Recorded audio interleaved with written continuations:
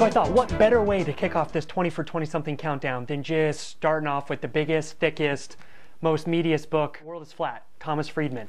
I mean, look at this sucker. This is a big book.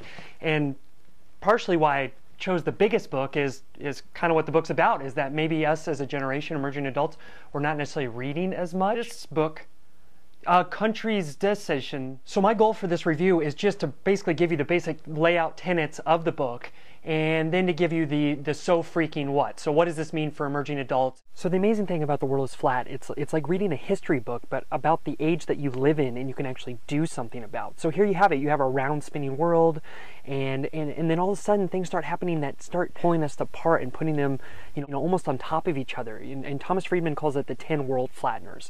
Things like the falling of the Berlin Wall, the rise of the World Wide Web, the internet, outsourcing, insourcing, uploading, open source software, all these different things that basically connect us as a world like never before, unparalleled levels, and we are smack dab in the middle of it. Now let's go over what I like to call the 20 for 20-something so freaking what?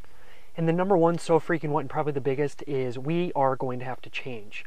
20-somethings, 30-somethings, we're just going to have to rise to a whole different level of what it means to work hard, what it means to create, what it means to innovate, what it means to persevere, to fail well, all these different things, because success is not going to be there on the silver, golden, bronzed spoon like it has been in the past. So let's take this quote from Thomas Friedman. There is something about post-World War II America that reminds me of the classic wealthy, that by the third generation starts to squander its wealth.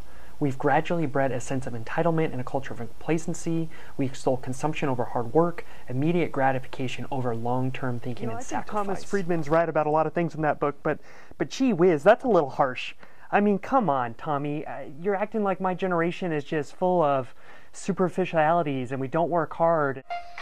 Oh, hold on. Wee me, please. Wee me. Thank you. Now how am I going to... Why is the TV behind me? Fine, I'm not going to even play then. Who will be the winners in this flat world? And that's really what's important for us. How do we succeed?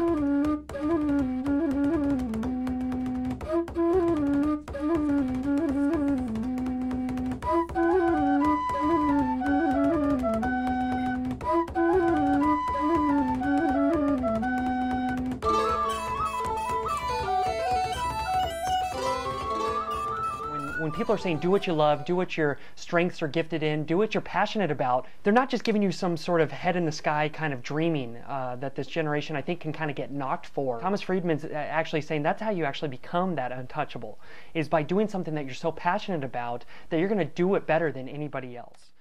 And I love this quote, on such a flat earth, the most important attribute you can have is creative imagination. Truly, the sky's the limit. With technology, with the resources that we have at our fingertips, as the world gets flat, we need to keep growing. As the world keeps getting more interconnected, we need to collaborate in different ways. So go, be a compassionate flattist, as Thomas Friedman talks about, and go change the world, because the world is right in your neighborhood now. That's The World is Flat. This is 20 for 20-somethings.